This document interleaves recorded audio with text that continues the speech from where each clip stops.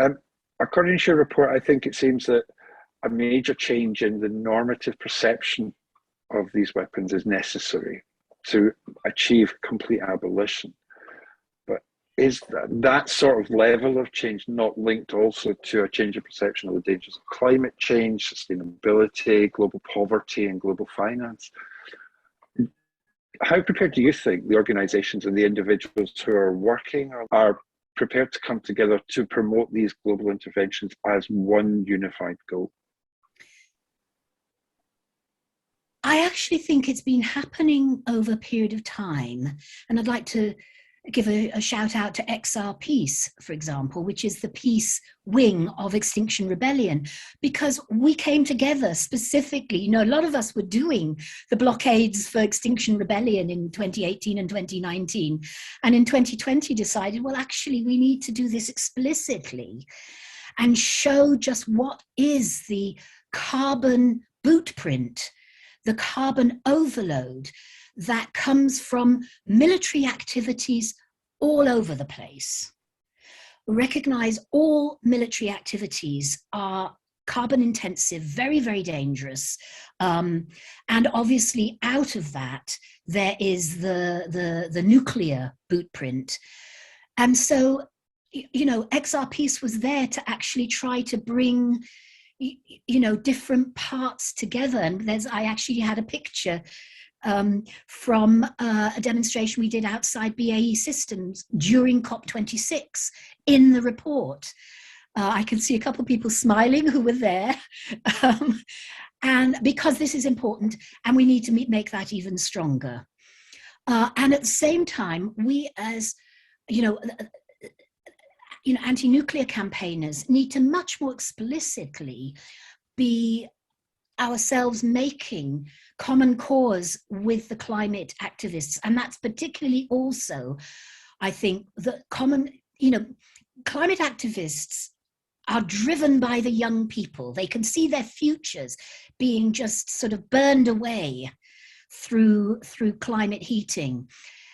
And whenever I talk to these young climate activists, and we've actually brought climate activists and young nuclear activists together as part of ICANN meetings in Paris, and I know Janet enabled us to bring climate activists from here in Scotland, and we brought some from the Salisbury area, or one from the Salisbury area, and together with a whole lot of, at that time, European climate and nuclear activists.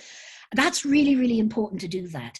And every time I talk to these amazing young people, I just get reminded of how we were back, in the 1980s, just deciding that we had to go down to places like Greenham Common and Faslane and make those fundamental changes in our lives to get rid of the nuclear weapons that were a sword of Damocles hanging over us with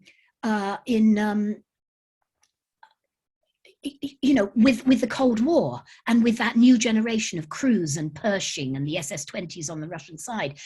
And we have to see, this is sort of, there's a film, in fact, called Mothers of the Revolution that a New Zealand director brought out.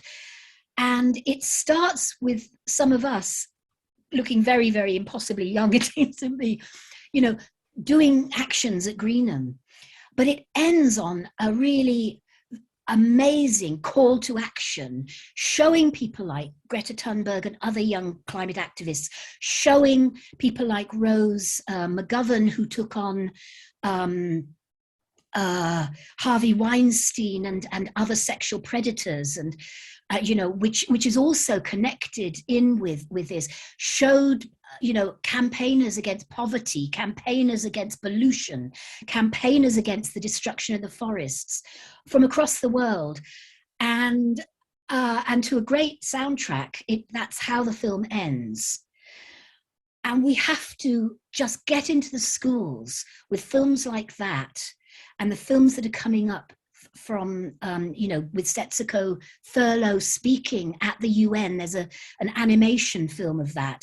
We've got to get to the schools with those things, and with, I think there's a couple of climate films coming out with young people in it.